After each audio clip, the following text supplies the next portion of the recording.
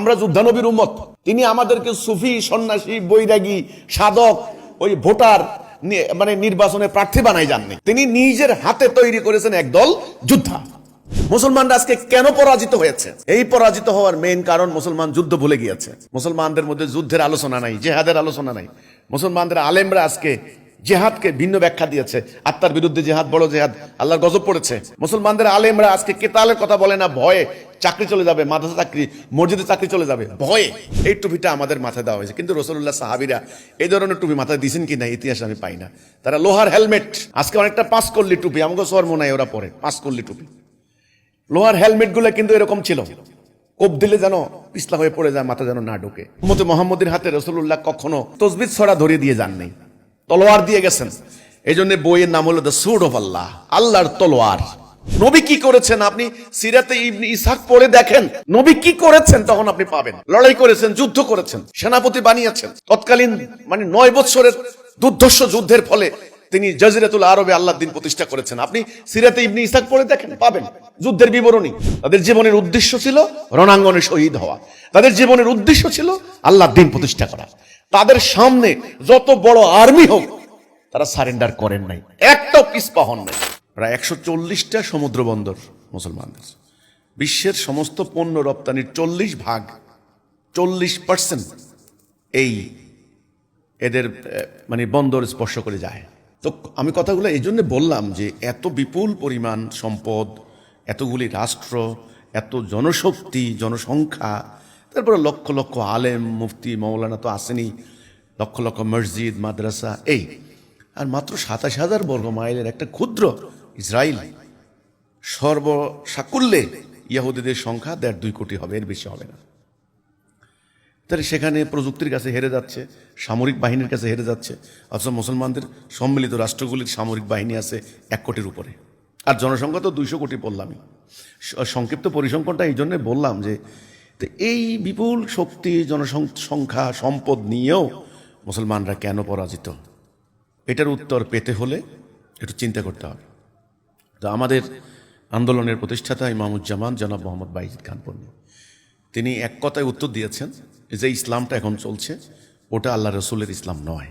আল্লাহ রসুলের প্রকৃত ইসলাম, যে ইসলামটা তিনি প্রতিষ্ঠা করে গেছেন, ওনার সাহাবীদেরকে শিক্ষা দিয়েছেন, ওনার সাহাবীরা যে ইসলামটা রক্ত দিয়ে, খেয়ে না খেয়ে, যুদ্ধ করে প্রতিষ্ঠা করে গেলেন, এই ইসলামটা গত কয়েক শতাব্দী ধরে বিকৃত হতে হতে আজকে একেবারে সম্পূর্ণ অপোজিট, ঠিক উল্টা। আল্লাহ রসুলের ইসলামের একেবারে উল্টা একটা ইসলাম। সেটা কিভাবে, কেমনে, সেটা আমাদের সমগ্র বক্তব্যের মধ্যে আছে। আমি বিভিন্ন সময় বক্তব্য দিয়েছি, আমাদের বই পুস্তকের মধ্যে আছে। যারা পড়বেন তারা জানবেন যে সেই প্রকৃত ইসলাম হারিয়ে গেছে। আজকে আমি আমাদের ইমামুজ্জামান, এটা ওনার জীবদ্দশায় উনি ইংরেজিতে বইটা লিখছেন, দ্য লস্ট ইসলাম, হারিয়ে যাওয়ার সেই ইসলাম। সেই ইসলামটা কেমন ছিল এখানে তিনি বিবরণী দিয়েছেন। আর আমি যে বিষয়টা নিয়ে উল্লেখ করব সেটা হলো দ্য সোর্ড অফ আল্লাহ। এই বইটা যারা পড়েননি তারা রাসূল পাক সাল্লাল্লাহু আলাইহি সাল্লামের সাহাবীদের আকীদা, তাদের ইসলাম সম্পর্কে কনসেপ্ট, তাদের ইসলামের উদ্দেশ্য সম্পর্কে ধারণা কি ছিল, রাসূল নিজ হাতে কাদেরকে তৈরি করেছেন, বিশ্বের তৎকালীন দুটি সুপার পাওয়ার, রোমান সাম্রাজ্য, পারস্য সাম্রাজ্য, তাদের লক্ষ লক্ষ আর্মি, তাদের 1000 বছর, 1200 বছরের ডাইনেস্টি, খেলাখেলি নয়। তৎকালীন সময়ের প্রশিক্ষিত যোদ্ধারা, তারা এই উম্মতে মুহাম্মদের কাছে তুলার মতো উড়ে গেছে। তাহলে রাসূল নিজ হাতে কি দুর্ধর্ষ কমান্ডার, সেনাপতি, সৈনিক তৈরি করেছেন। এ বইয়ের পরতে পরতে আপনি পাবেন সেই রক্ত হিম করা, রক্তের শিহরণ জাগানো এক একটা অভিযান। এখানে এই বইতে আছে খালিদ ইবনে ওয়ালিদের সঙ্গে ওনার যে সমস্ত কমান্ডার ছিলেন, ওনার অ্যাসোসিয়েট, ওনার জেনারেলরা, কাকা, আদি ইবনে হাতিম, তারপরে হলো জেরার, মুসান্না, এই ধরনের দিগ্বিজয়ী সেনাপতি রাসূলুল্লাহ হাতে তৈরি হয়েছে। অনেক সাহাবী কিন্তু সবাই। সিরাতে ইবনে ইসহাক, রাসূলুল্লাহ জীবনের উপরে বহু বই লেখা হচ্ছে, এখনো হচ্ছে। সুফিবাদী ঘরানার লোকেরাও লিখছেন ওনার জীবনীকে, এমনভাবে লিখেছেন মনে হয় যেন রাসূলুল্লাহ একদল সুফি তৈরি করেছেন, দরবেশ তৈরি করেছেন। আচ্ছা, যারা ইসলাম নিয়ে রাজনীতি করে তারাও রাসূলুল্লাহর জীবনী লিখেছেন, এমনভাবে লিখেছেন, এমনভাবে ব্যাখ্যা দিতে দিতে অভিযানগুলির, যে মনে হয় যেন তিনি একদল ভোটার তৈরি করেছেন, ইলেকশন করবেন, ইসলামী আন্দোলনের কর্মী তৈরি করেছেন। ব্যাপারটা কিন্তু এরকম দুর্ভাগ্যজনক। আবার কেউ কেউ লিখেছেন, যেমন আমি একজন ভদ্রলোকের ওনার বই পড়েছি, মিশরের এক ভদ্রলোক হুসাইন হাইকল সাহেব, উনি রাসূলুল্লাহর জীবনী লিখেছেন।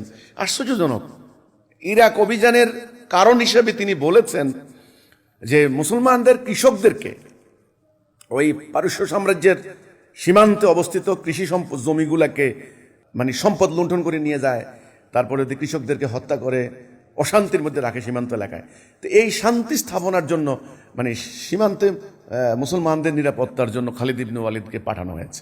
দেখেন, আমি হাইকল সাহেবের বইতে পড়েছি। মানে ইসলামের কেতালের উদ্দেশ্য কি, ইসলামের জেহাদের উদ্দেশ্য কি, জেহাদ যে আক্রমণাত্মক আল্লাহর দ্বীন প্রতিষ্ঠার জন্য কেতাল করার নির্দেশ আল্লাহ দিয়েছেন, রাসূলুল্লাহ শিক্ষা দিয়েছেন, এই টোটাল এই শিক্ষাটা ওখানে আমি পাইলাম না। আমি কিন্তু রাসূলুল্লাহর জীবনীর উপরে নানান ধরনের বই পড়েছি আলহামদুলিল্লাহ। আমার এই অল্প বয়সে আমি বিভিন্ন ধরনের বই পড়েছি, মানে এক ধরনের বই পড়লে আপনি বুঝতে পারবেন। আমি আব্দুল খালেক সাহেবের বই পড়েছি, তিনি সুফিবাদী ঘরানার উপরে লিখেছেন রাসূলুল্লাহর জীবনীর উপরে। সেখানে একটা তথ্য আমরা পেয়েছি যে, যেমন ধরেন আমরা মুস্তফা হুসাইন সাহেব, ওনার বইতে উনি আরেকটা স্টাইলে একটা বই লিখেছেন। সেখানে আমরা পেয়েছি রাসূলুল্লাহর ইন্তেকালের পরে ওনার ঘরের মধ্যে 9খানা তলোয়ার পাওয়া গিয়েছে। ওই তথ্যটা ওখানে আছে। রাসূলুল্লাহর জীবনীর উপরে একেবারে প্রথম দিকের বই ইবনে ইসহাক, এরপরে ইবনে হিশাম, এটা হিজরি 80 শতকের মধ্যেই কিন্তু ওনার এ বই লেখা শুরু। ওনার দাদা পরদাদা এনারা কিন্তু বেসিক্যালি খ্রিস্টান ছিলেন। পরে যখন ঈমান আনলেন, এর তো তখন তো রাসূলুল্লাহর সময় কেউ ইহুদি ছিল, কেউ খ্রিস্টান, কেউ পেগান, কেউ মূর্তি পূজক, কেউ অগ্নি উপাসক, এই নানানভাবে থেকেই তো একটা উম্মাহ তৈরি হয়েছে। তো এনারাও কিন্তু ওনার দাদা বাবা এনারাও কিন্তু খুবই ঐতিহাসিক মানুষ ছিলেন। তো ইনি বেসিক্যালি একজন ঐতিহাসিক ছিলেন। তো আমার কথাটা হচ্ছে এই, রাসূলুল্লাহর জীবনীর উপরে লেখা এই যাবৎকালের যত বই, এটাকে বলা হয় সিরাত গ্রন্থ।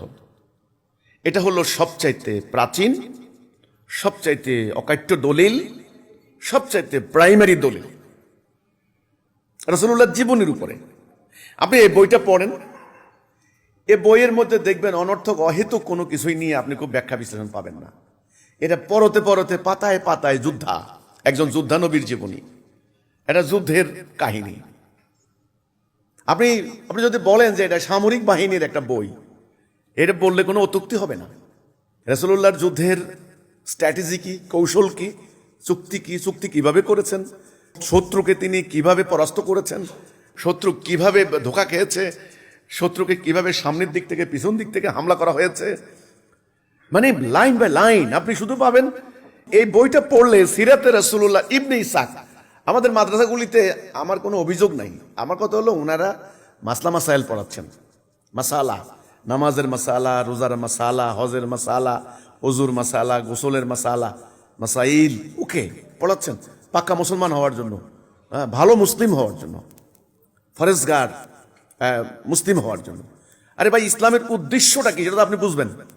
উদ্দেশ্য না বুঝে আপনি পাক্কা মুসলমান হতে যাবেন, লাভ হবে না।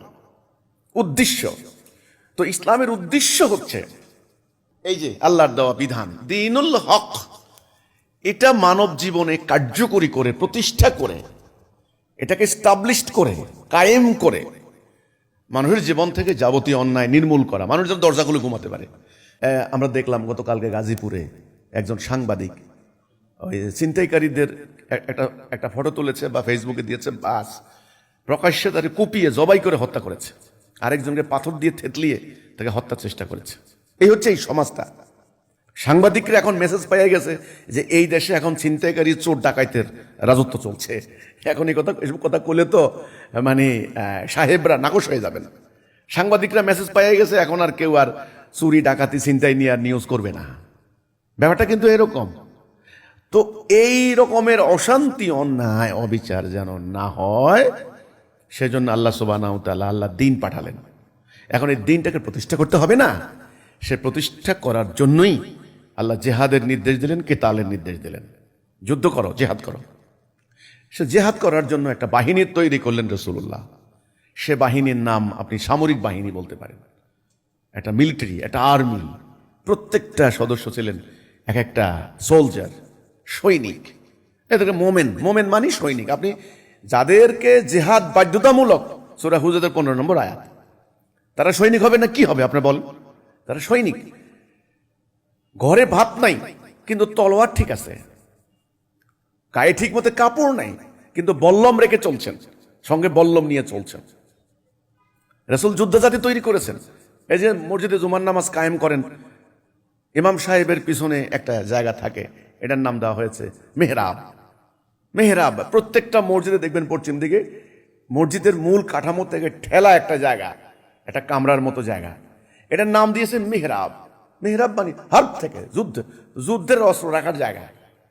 তাইলে নবী করিম সাল্লাল্লাহু আলাইহি ওয়াসাল্লাম কি তৈরি করলেন? যোদ্ধা তৈরি করলেন, ওয়ারিয়র, সৈনিক, সোলজার, কমান্ডার। কি জন্য? আল্লাহর দ্বীনটাকে প্রতিষ্ঠা করার জন্য। এই জন্য কোরআনে বহু আয়াত আছে, যুদ্ধ ফরজ, যুদ্ধ ফরজ, যুদ্ধ ফরজ। তো আমি যেটা বললাম যে সিরাতে ইবনে ইসহাক মাদ্রাসার আলেমরা আপনারা এটা পড়ান, আপনাদের স্টুডেন্টদেরকে পড়ান, ঠিক আছে? তারা জানুক রাসূল কে ছিলেন। একেবারে রাসূলের জীবনের উপর মোটামুটি পরবর্তীতে 200-300 বছর পরে হাদিস সংকলন শুরু হয়েছে। এই হাদিসের মধ্যে জাল হাদিস, যায়িফ, ভুয়া হাদিস প্রচুর হয়েছে মোটামুটি। তবুও আমাদের ইমামুজ্জামান বলেছেন, এই ইবনে ইসহাক সাহেব তিনি যখন শুরু করলেন তবুও কিছুটা আসছে মোটামুটি রাসূলুল্লাহর জীবনের উপর, প্রাইমারি ওনার জীবন বিধান। আপনি বইয়ের লাইনে লাইনে আপনি পাবেন একজন যোদ্ধা নবীর জীবনী, একজন সংগ্রামী নবীর জীবনী, যার সাহাবীদেরকে তিনি রণাঙ্গনে শত্রুর মোকাবেলা করার জন্য তুমুল উদ্বুদ্ধ করে শহীদ হওয়ার জন্য নিয়ে গেছেন। এবং আপনি পাবেন এখানে রাসূলুল্লাহর সাহাবীদের জীবনের উদ্দেশ্যই ছিল আল্লাহর রাস্তায় শহীদ হওয়া। তারা প্রার্থনা করতেন কিভাবে আল্লাহর রাস্তায় শহীদ হবেন। এবং আপনি এখানে পাবেন পুরো উম্মাহ, নারী, শিশু, বৃদ্ধ সবাই মিলে আল্লাহর কাছে দোয়া করতো যে আল্লাহ আমাদেরকে রণাঙ্গনে শহীদ করো। উদ্দেশ্য কি? উদ্দেশ্য হলো দিন প্রতিষ্ঠা। ওনারা বুঝতে পেরেছেন ইসলামের উদ্দেশ্য কি, ইসলামের আকীদা কি, আল্লাহ রসুলের কেন আগমন হয়েছে, দিনের উদ্দেশ্য কি, এটা পরিষ্কার। তো এই আমার কথা হলো ইবনে ইসহাক পাবেন যুদ্ধের কাহিনী। এখানে অন্তত পক্ষে শরিয়া গাজওয়া মিলে প্রায় অন্তত 50টিরও অধিক যুদ্ধের বিবরণী সন্নিবেশিত করা হয়েছে, ছোটখাটো ছোট বড় সবগুলো মিলিয়ে। অসাধারণ। মানে তাহলে রাসূলুল্লাহর জীবনীর প্রথম জীবনী গ্রন্থ, যেটা একেবারে 80 হিজরিতে লেখা শুরু হয়ে গেছে 100 বছরের মধ্যে। তাহলে এই যে জীবনী গ্রন্থ, এটা পড়লে আপনি বুঝবেন একজন যোদ্ধানবীর, আমরা যোদ্ধানবীর উম্মত। তিনি আমাদেরকে সুফি, সন্ন্যাসী, বৈরাগী, সাধক, ওই ভোটার মানে নির্বাচনে প্রার্থী বানাই যাননি। তিনি নিজের হাতে তৈরি করেছেন একদল যোদ্ধা। ক্লিয়ার? তাহলে রাসূলুল্লাহর জীবনীর উপরে, সিরাত গ্রন্থের উপরে লেখা একদম প্রাইমারি গ্রন্থ সিরাতে ইবনে ইসহাক। ইবনে ইসহাক। আচ্ছা, এরপর আমি যে বইটা বলবো, দ্য সোর্ড অফ আল্লাহ, যেটা নিয়ে আমি শুরুতেই বলেছিলাম, এটা হলো একজন সাহাবীর অভিযানের উপরে, খালিদ ইবনে ওয়ালিদের উপরে লেখাটা। দেখেন কত মোটা বই, খেলাখেলি নয়। এই খালিদ ইবনে ওয়ালিদের এই বইটা যদি আপনি পড়েন, এটা লাইনে লাইনে শিহরণ জাগানো। আপনি কখনো উদ্বুদ্ধ হয়ে যাবেন, কখনো এক্ষুনি আপনি রণাঙ্গনে ছুটে যাওয়ার জন্য পাগল পারা হয়ে যাবেন, আপনার রক্তে আগুন ধরিয়ে দেবে এই বইটা যদি আপনি পড়েন সত্যিকার অর্থে। আমি কিন্তু বইয়ের বিজ্ঞাপন দিতে আসি নাই, আমি কিন্তু আমাদের আজকের এই উম্মাহ কোন বই পড়ে, কোন বইগুলি পড়ে আমাদের উম্মাহ, এই নামাজের সোয়াব, রোজার সোয়াব, হজের সোয়াব, এগুলি পড়ে। কিন্তু খালিদ ইবনে ওয়ালিদ কয়জনে পড়ে আমি জানি না। খালিদ রাসূলুল্লাহর একদম সরাসরি সাহাবী, কেউ বলতে পারবেন না উনি তাবিন, তাবিন, ওনার শিক্ষার মধ্যে এই হইছে ওই হইছে, এটা বলতে পারবেন না কেউ। উনি ঈমান আনছেন খন্দকের যুদ্ধের পরে। আপনারা জানেন যে উনি কিন্তু জন্মগতভাবেই ওনার ফ্যামিলি কিন্তু যোদ্ধা পরিবার। উনি শুরুতে ইসলামের বিরোধিতাকারী ছিলেন, বিরোধিতা করেছেন। ওনার সঙ্গে ওনার বিশিষ্ট বন্ধু আমর ইবনে আস, আবার ওই যে আবু জাহেলের ছেলে ইকরামাও আসলো, এরা কিন্তু একটা গ্রুপ। আচ্ছা, তো এরা রাসূলুল্লাহর সঙ্গে যুদ্ধ করেছে। এখন বুঝেন এদের হামলা কি মারাত্মক ছিল। রাসূলুল্লাহ সাহাবীরা সেগুলো মোকাবেলা করেছেন। উহুদ যুদ্ধে তো যে ভয়ঙ্কর বিপর্যয়টা হয়েছিল, এটা কিন্তু খালিদের রণকৌশলের কারণে। খালিদ রাদিয়াল্লাহু আনহু তখন কাফের ছিলেন, কাফেরদের মানে সেনাবাহিনীর কমান্ডার ছিলেন, তিনি পিছন থেকে এসে অ্যাটাক করছেন, সে ঘটনা আপনারা জানেন। তো যাই হোক, যখন খন্দকের যুদ্ধ হলো তখন কিন্তু প্রায় 1 মাসের বেশি অবরুদ্ধ করে রাখছিল আবু সুফিয়ানের নেতৃত্বে কাফের বাহিনী, সম্মিলিত বাহিনী। এটার জন্য একটা সূরাও আছে আহজাব। আহজাব মানে সম্মিলিত সামরিক শক্তি। সেখান থেকে যখন আবু সুফিয়ানরা পালায়ে গেল, কিছু করতে পারলো না, তখন ওনার মনের ভিতরে পরিবর্তন আসা শুরু হয়েছে খালিদ ইবনে ওয়ালিদের, যে এই তো সত্য, মহাসত্য। আমরা এত করে তাকে নিশ্চিহ্ন করার চেষ্টা করলাম, এত অভিযান করলাম, এত হামলা করলাম তাকে মারার জন্য, কিছুই করতে পারলাম না। প্রকৃতি, আল্লাহ, তারা কিন্তু আল্লাহ বিশ্বাস করত, আল্লাহ বিশ্বাস করতো, কিন্তু শিরিক করতো, সেটা অন্য আলোচনা। তাহলে আল্লাহ তো তাহলে মোহাম্মদ সাল্লাল্লাহু আলাইহি ওয়াসাল্লামের পক্ষে না, আর বিরুদ্ধে চলে না। এই লোক যা বলে সত্য বলে, ওনার সঙ্গে আল্লাহ আছেন। শেষ পর্যন্ত ওনার মানে দোস্ত মানে এই আমর ইবনুল আস, দুইজনে গিয়ে মদিনায় ঈমান আনার জন্য রাসূলুল্লাহ দরবারে হাজির হলেন। খালিদ ইবনে ওয়ালিদ সরাসরি হাত বাড়িয়ে বলছেন যে আমি বলছি আশহাদু আল্লা ইলাহা ইল্লাল্লাহ। এই যে ঈমান আনলেন খালিদ, সেদিন থেকে খালিদের তলোয়ার ইসলামের শত্রুদের বিরুদ্ধে এই যে উঠল, এই তলোয়ার আর নামে নাই। খালিদের সঙ্গে এই যে ইকরিমা, এনারা সবাই পরবর্তীতে পর্যায়ক্রমে যোগ দিলেন, উম্মতে মুহাম্মদীতে শামিল হলেন, রাসূলুল্লাহ সাহাবী হয়ে গেলেন। এইবার আমার কথা হলো এই, আপনি এই বইটা যখন পড়বেন তখন আপনি বুঝবেন যে একটা যোদ্ধা জাতি রাসূলুল্লাহ কিভাবে তৈরি করেছেন, কিভাবে তৈরি করেছেন। মুতার যুদ্ধে ওনার 9খানা তলোয়ার ভেঙেছে, 9খানা তলোয়ার মুতার যুদ্ধে। এরপরে আপনি একটার পর একটা, আপনার হলো ইয়ামামার যুদ্ধ, সবচেয়ে ভয়ঙ্কর যে যুদ্ধ, রাসূলুল্লাহর ইন্তেকালের পরপরই কিন্তু এই ঘটনা শুরু হয়েছে, যে ভণ্ড নবীরা তৎপরতা শুরু করে দিয়েছে উম্মতে মুসলিমার বিরুদ্ধে, উম্মতে মুহাম্মদের বিরুদ্ধে। ওই ইয়েমেন ইয়ামামার প্রান্তরে যে মানে ইয়েটা হয়েছিল, সেখানে 800 হাফেজে কোরআন শহীদ হয়েছেন ঐতিহাসিকদের ভাষ্য মোতাবেক। সেই যুদ্ধ ভয়াবহ যুদ্ধ। এই যুদ্ধের কমান্ডার ছিলেন খালিদ ইবনে ওয়ালিদ। বহু সাহাবীও শহীদ হয়েছেন। সেই আম্মারা, এই যে উম্মে আম্মারার বিখ্যাত উম্মে আম্মারার কথা বলা হয়, সেই আম্মারা রাদিয়াল্লাহু তাআলা আনহু, ওনার হাত কাটা হয়েছে, পা কাটা হয়েছে। সেই ঘটনায় উম্মে আম্মারা, ওনার মা, আম্মারার মা, সেদিন তিনি দেওয়াল টপকিয়ে তিনি সেই ওই দুর্গের দরজা খুলে দিয়েছিলেন। নারী সাহাবী, নারী যোদ্ধা। খালিদ ইবনে ওয়ালিদ না পড়লে আপনি বুঝতে পারবেন না এটা। যিনি লিখেছেন পাকিস্তানের জেনারেল, লেফটেন্যান্ট জেনারেল এ আকরাম, এই ভদ্রলোক সম্পর্কে আমি সামান্য যতটুকু পড়েছি, সাংঘাতিক ইসলাম সম্পর্কে ওনার গবেষণা করার দুর্নিবার আকর্ষণ।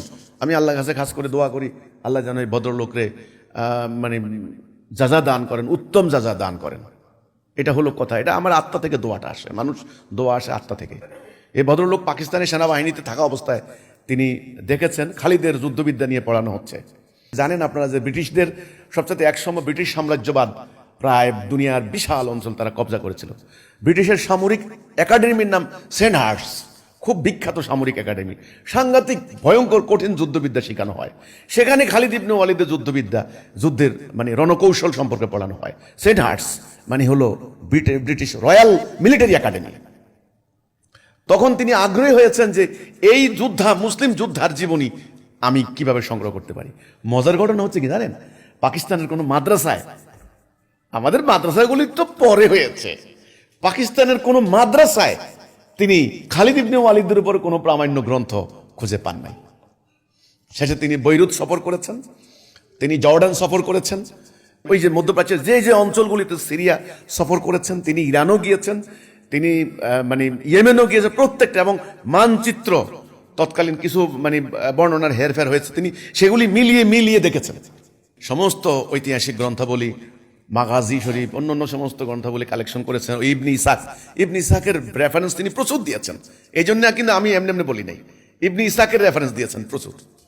তা তিনি একটা বই লিখেছেন এই সম্মিলিতভাবে, সেটা হলো খালিদ ইবনে ওয়ালিদ দ্য সোর্ড অফ আল্লাহ, আল্লাহর তলোয়ার, আল্লাহর তলোয়ার, সাইফুল্লাহ, এটা ছিল ওনার উপাধি।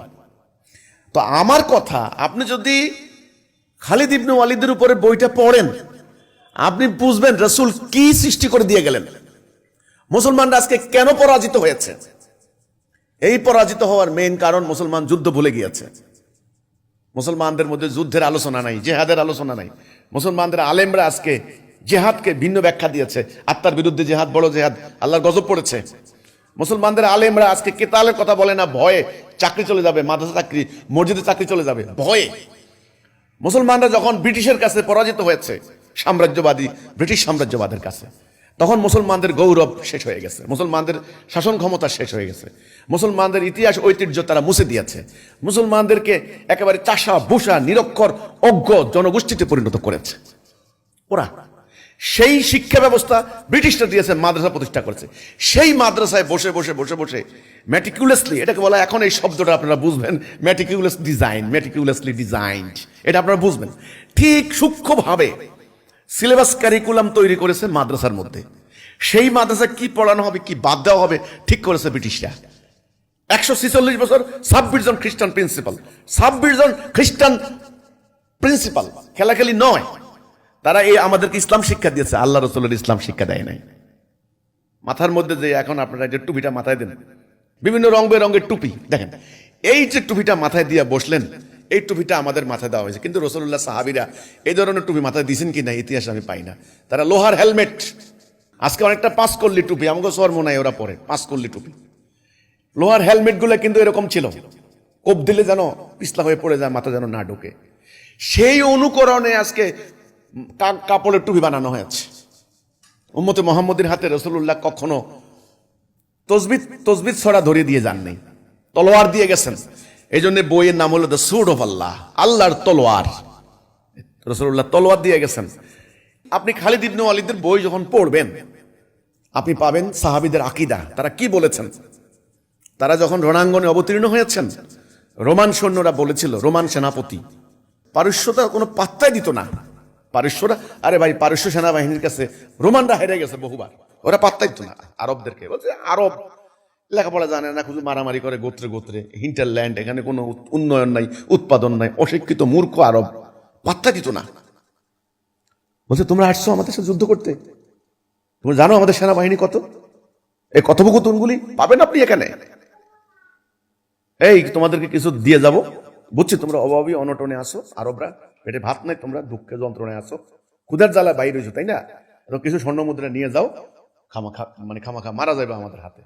তারা বুক টান টান করে বলেছিল, বললাম একেবারে তরবারে ওই যে দামি কার্পেটকে ছিদ্র করে বললাম খাড়া করে বলছে, এই আমরা উম্মতে মুহাম্মাদী, আমরা রাসূলুল্লাহর হাতে বায়াত নিয়েছি, আমরা অজ্ঞ ছিলাম, আমরা মূর্খ ছিলাম, ওকে, অজ্ঞতার অন্ধকারে আমরা ছিলাম, আমাদের মধ্যে নবী ছিলেন না, রাসূল ছিলেন না। আজকে তিনি আমাদের মধ্যে আবির্ভূত হয়েছে, আজ আমরা অন্য, আজ আমরা ইমানের আলোয়, আজকে আমরা আলোকিত। ইমান আনো, তুমি আমাদের ভাই। ইমান না আনবা, ক্ষমতা ছাড়াও আমরা আল্লাহর দিন প্রতিষ্ঠা করবো, আর যদি না ছাড়াও কেতাল হবে। হো হো করে হাসছে, টিটকারি করছে, পাগল কোথাকার। দেখো তোমরা আমাদেরকে ভয় দেখাইবে না, আমরা আমাদের স্ত্রী পুত্র আল্লাহর রাস্তা উইল করে দিয়ে আসছি, আমরা শহীদ হওয়ার জন্য আসছি। ময়দানে দেখা হবে, মোকাবেলা হবে, কার তলোয়ারে কত তেজ। বইয়ের উপর আমার কিছু কথা আর কি, এলে আপনি বুঝতে পারবেন যে উম্মতে মুসলিমের আকীদা কি ছিল। আরেকটা বই আছে, the conquest of north Africa, north Africa বিজয়ের কাহিনী। সেখানে আপনি পাবেন আরেকজন সাহাবী, হযরত আবু উবাইদা, উনি কমান্ডার, উনি বলছিলেন যে আমরা বেঁচেই আছি আল্লাহর রাস্তায় যুদ্ধ করার জন্য। সেখানে পাওয়া যাবে উকবা বিন নাফে, ওই বইতে, the conquest of north Africa. এগুলো তো মাদ্রাসা পড়ায় না। সেখানে আপনি পাবেন উনি আপনার ঘোড়া দাবড়ায় উত্তর আফ্রিকা জয়লাভ করতে করতে করতে করতে উনি ওই যে আটলান্টিকের তীরে, ও তো আটলান্টিক সাগর, আপনারা জানেন যে আফ্রিকার যে কাসাব্লাঙ্কার পরেই মানে আটলান্টিক সাগরের ঢেউ এসে মানে আষাঢ় খায়, ওখানে তিনি ঘোড়া নামাই দিলেন। তখন ওই টাইমে উত্তর আমেরিকা, দক্ষিণ আমেরিকা, মধ্য আমেরিকা, এসব আমেরিকার সম্পর্কে ধারণা ছিল না যে ওই পারে যে আরেকটা আমেরিকা আছে। তিনি আসমানের মানে দিকে দুহাত তুলে বললেন যে আল্লাহ, তোমার জমিন যদি প্রশস্ত হতো, সেখানে নিয়ে যেতাম তাওহীদের কথা, দ্বীনের কথা। তো আমার কথা হচ্ছে যে কি, দ্য সোর্ড অফ আল্লাহ, এই বইটা পড়লে আপনি বুঝবেন যে সাহাবীরা যুদ্ধানবী ছিলেন।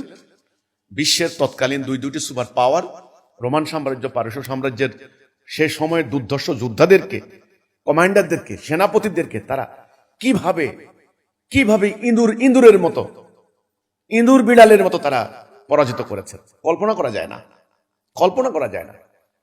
এ বইতে আপনি পাবেন খালিদ ইবনে ওয়ালিদের সেই অন্তিম কথাগুলি, যে তিনি বলেছেন ওনার দোস্ত বলছে, মানে একদিন তিনি যখন অসুস্থ, ওনাকে দেখতে গেলেন। দেখতে যাওয়ার পরে তিনি ওনার দোস্ত, ওনার ফ্রেন্ড, ওনার প্রিয় সঙ্গী যাদের সঙ্গে উনি যুদ্ধ করেছেন, তিনি বলেছেন এদিকে আসো। আচ্ছা, ওনার আস্তিন উল্টালেন, উল্টায় বলতে আমার পিঠটা দেখো, দেখে পিঠের কোনো জায়গায় বাদ নাই যে অস্ত্রের আঘাত না লাগছে।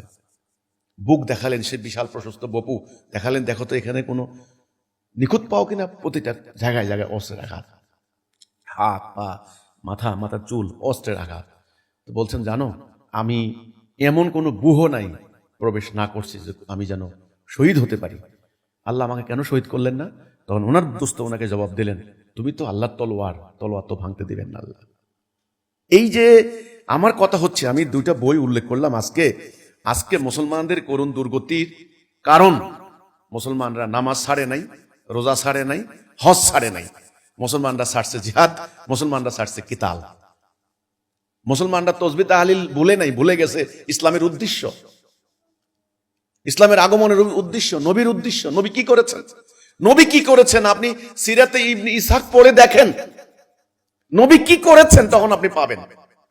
লড়াই করেছেন, যুদ্ধ করেছেন, সেনাপতি বানিয়েছেন। তৎকালীন 9 বছরের দুর্ধর্ষ যুদ্ধের ফলে তিনি জাজিরাতুল আরবে আল্লাহর দ্বীন প্রতিষ্ঠা করেছেন। আপনি সিরাতে ইবনে ইসহাক পড়ে দেখেন, পাবেন যুদ্ধের বিবরণী। এরপর তিনি কি ধরনের সাহাবী তৈরি করেছেন? তিনি কি সুফি দরবেশ বৈরাগী সাহাবী তৈরি করেছেন? গবেষণা করবে, বসে বসে বই লিখবে, কোরআনের একেবারে তফসিল লিখবে, হাদিসের গ্রন্থ লিখবে। আপনি খালিদ ইবনে ওয়ালিদ দ্য সোর্ড অফ আল্লাহ পড়ে দেখেন, আপনি স্থির থাকতে পারবেন না, চিন্তা করতে পারবেন না এটা কাদের বই পড়ছি আমি, কিসের বই, আমরা ধারণার বাইরে। আমাদের ইমামুজ্জামান এই বইটা লিখছেন। তাহলে একটা হলো একজন সাহাবীর জীবনী, খালিদ ইবনে, বিশ্বের অন্যতম সর্বশ্রেষ্ঠ যোদ্ধা। আপনারা জানেন যে 5 জন যোদ্ধা জীবনে কোনোদিন পরাজিত হয় নাই। এর মধ্যে 4 জনে মুসলমান, তার মধ্যে একজন খালিদ ইবনে ওয়ালিদ। জীবনে কোনো যুদ্ধে তিনি পরাজিত হননি। এটার আলোকে আমাদের ইমামুজ্জামান বই লিখছেন দ্য লস্ট অফ ইসলাম। সেই ইসলামটা হারিয়ে গেছে, হারিয়ে যাওয়া ইসলাম। এখানে একটা অধ্যায় আছে, দ্য এফেস্ট পার্ট, গোপন করা অধ্যায়। সেটা হলো কি, এই কয়েক শতাব্দী ধরে সর্বশেষ মাদ্রাসা প্রতিষ্ঠা করে দিয়ে একেবারে পরিকল্পিতভাবে সেই রাসূলকে এই উম্মাহ থেকে ভুলিয়ে দেওয়া হয়েছে। কোন রাসূল? যোদ্ধা রাসূল। কোন রাসূল? শাসক রাসূল। কোন রাসূল? বিচারপতি রাসূল। যিনি শাসন করেছেন, যিনি বিচার করেছেন, যিনি সেনাপতি হয়েছেন, যিনি সেনাবাহিনী পরিচালনা করেছেন, যিনি যুদ্ধ করেছেন, সেই যোদ্ধা নবী ভুলে দেওয়া হয়েছে। এই বইয়ের মধ্যে আপনি পাবেন ইমামুজ্জামানের লেখা, এটা বইটা ইংরেজি। সেখানে তিনি বলেছেন যে আজকে আমাদের সামনে রাসূলকে উপস্থাপন করা হয়, রাসূল মানুষদেরকে নসিহত করতেন, উপদেশ দিতেন, একটা লম্বা জুব্বা গায়ে দেওয়া একজন দরবেশ কিসিমের মানুষ, এইভাবে উপস্থাপন করা হয়। ফলে আমাদের ধর্মগুরুদের চেহারা সুরত, ওনারা ওই হাদিস দেখে দেখে রাসূলের দাড়ির সাইজ কেমন ছিল ওইভাবে দাড়ি রাখেন, পাগড়ির রং কি ছিল ওই রকম রং পাগড়ি, কেউ সবুজ কেউ সাদা পাগড়ি। পাগড়ির এই যে লেজ, এটারে কি বলে, এই পাগড়ির যে মাথাটা, এটা ডাইন পাশে থাকবে নাকি বাম পাশে থাকবে, ওইটা দেখে দেখে আবার ওই পাশে রাখেন। ডাইন কাতে রসুল ডাইন কাতে শুয়েছেন নাকি বাম কাতে শুয়েছেন। রসুল কি খাওয়ার আগে কি খাইতেন? রসুল মসজিদে ঢোকার সময় কোন পা আগে দিতেন, জুতা পায়ে দেওয়ার সময় কোন পা আগে দিতেন। এটা হাদিস দেখে দেখে দেখে দেখে নিখুঁত ভাবে তারা ফলো করছেন আমাদের আলেমরা। কিন্তু রসুল যে যুদ্ধ করলেন, তিনি যোদ্ধা তৈরি করলেন, এটা আর ওনারা ফলো করলেন না, শিখানো হইল না। তাহলে কি বাদ দেওয়া হলো বলেন? ওনার ওই যে ব্যক্তিগত এগুলা ঠিকই ধরছেন খুব ভালো করে, এটার এই সওয়াব হবে, ওটার আবার অনেক জাল হাদিস বাইর করছেন, এটা করলে এত লক্ষ সওয়াব, এটা করলে এত লক্ষ সওয়াব, এগুলো ম্যাক্সিমাম জাল হাদিস। যেই উদ্দেশ্যে আমি যে বললাম আপনাদেরকে, পবিত্র কোরআন আপনি পড়ে দেখেন, হাজার হাজার আয়াত, হাজার হাজার আয়াত জিহাদ কেতাল, এটা ভুলাই দেওয়া হয়েছে। রাসূলুল্লাহর পুরো জীবনী সিরাতে ইবনে ইসাম পড়ে দেখেন, যুদ্ধের জীবনী, যুদ্ধ ভুলাই দেওয়া হয়েছে। রাসূলুল্লাহর একজন সাহাবী, যোদ্ধা সাহাবী খালিদ ইবনে ওয়ালিদের জীবনী, এখানে শত শত শত শত হাজার হাজার সাহাবীর আকীদা আপনি পাবেন, একই রকম আকীদা, একই। তাদের জীবনের উদ্দেশ্য ছিল রণাঙ্গনে শহীদ হওয়া, তাদের জীবনের উদ্দেশ্য ছিল আল্লাহর দ্বীন প্রতিষ্ঠা করা। তাদের সামনে যত বড় আর্মি হোক তারা সারেন্ডার করেন নাই, একটাও পিছপা হন নাই। রোমানদের বিরুদ্ধে সংগঠিত হওয়া ভয়ঙ্কর যুদ্ধের মধ্যে শরীরে রক্ত হিম হওয়া যুদ্ধের মধ্যে একটা যুদ্ধ হচ্ছে ইয়ারমুকের লড়াই। এই ইয়ারমুকের লড়াই আপনি পাবেন এখানে ভয়াবহ। শুধু একদিনের তীর নিক্ষেপে শত শত সাহাবীর চোখ চলে গেছে। ওই দিনটার নাম হলো চক্ষু হারানোর দিন। ওই দিনের নাম দেওয়া হয়েছে, মানে সূর্যের আলো পড়তো না, এরকম তীর নিক্ষেপ করছেন। সেই যুদ্ধে আপনি পাবেন এই খালিদ ইবনে ওয়ালিদের বইতে, সেখানে লেখা আছে সাহাবীরা টিকতে না পেরে মেয়েরাও যুদ্ধ করতে গেছে, মেয়েদের তাবু পর্যন্ত চলে এসেছে, মানে পিছু হটতে হটতে। তখন মেয়েরা দেখলো সর্বনাশ, এত পালাবে। মেয়েরা তাবুর খুঁটি নিলেন, তাবুর খুঁটি নিয়ে পাথর ধরলেন, বলে যে যদি আর পিছপা হও আমাদের হাতে তোমাদের মৃত্যু, পালাবে না, সামনে আগাও। এই মেয়েদের ধাওয়া খেয়ে মোমেনরা অনুপ্রাণিত হয়ে আবার হামলা চালিয়েছে। এখানে আপনি পাবেন সেই বিখ্যাত নারী যোদ্ধার জীবনী, খাওলা বিনতে আজওয়ার। খবর আসলো যে খাওলার ভাই দেরার, সেই বিখ্যাত দুর্ধর্ষ যোদ্ধা, ওনাকে বলা হইতো নেকেট ওয়ারিয়র। যোদ্ধার পোশাক হচ্ছে বর্ম, শিরস্ত্রাণ। এটা যাদের মধ্যে নাই, খালি শরীর, খালি, দুই হাতে তলোয়ার, এটাকে বলা হইতো নেকেট ওয়ারিয়র। এরা এতটাই অসৃষ্টি করেছে, এতটাই ত্রাসের সৃষ্টি করেছে রোমান পার্সিয়ান সেনাবাহিনীর ভিতরে। খবর চলে গেছে রাজার কাছে, সম্রাটের কাছে। রোমান সম্রাট অধীর আগ্রহে বসে আছে, স্পেশাল অ্যাসাইনমেন্ট দিয়েছেন, অ্যাসাইন করেছে কিছু লোকরে যে আমি নেকেট ওয়ারিয়রকে দেখতে চাই। শুধু একটা অভিযানে উনাকে হত্যা করার জন্য কয়েকজন একত্রিত হয়েছে। উনি 19 জনকে হত্যা করেছেন এট এ টাইম, 19 জনকে। এত সাংঘাতিক যোদ্ধা এই দেরারকে একবার তারা অত্যন্ত কৌশল করে আটক করে নিয়ে গেছে। খবর আসছে তাঁবুতে, ওনার বোন তখন তাঁবুর মধ্যে। ওনার বোন মুখ ঢাকে ফেললেন, বুঝতে না পারে কে নারী কে পুরুষ, এটা নারী না পুরুষ। সবচাইতে দুর্ধর্ষ ঘোড়ায় লাফ দিয়ে উঠলেন, এক হাতে বল্লম নিলেন, আর এক হাতে ঘোড়ার বাম হাতে ঘোড়ার লাগাম ধরলেন। আপনি এই কাহিনীগুলি এখানে পাবেন। এই খাওলা তিনি দুর্দান্ত গতিতে মরুভূমির ধুলা উড়াইয়া তিনি অ্যাটাক করলেন রোমান বা যে বাহিনী ওনার ভাইকে বন্দি করে ঘোড়ার উপর বাইন্ধে নিয়ে যাচ্ছিল। ওই সৈন্যরা, ওরাও কিন্তু দুর্ধর্ষ সৈন্য, রোমান সৈন্য, খুবই সুশিক্ষিত, মানে প্রশিক্ষিত। তখন পিছন তাকিয়ে দেখলো দুর্দান্ত গতিতে একজন সৈন্য আসতেছে, তার মোকাবেলা করার জন্য দাঁড়াইলো, পারলো না। এই নারী সৈন্যের সঙ্গে পারলো না ওরা।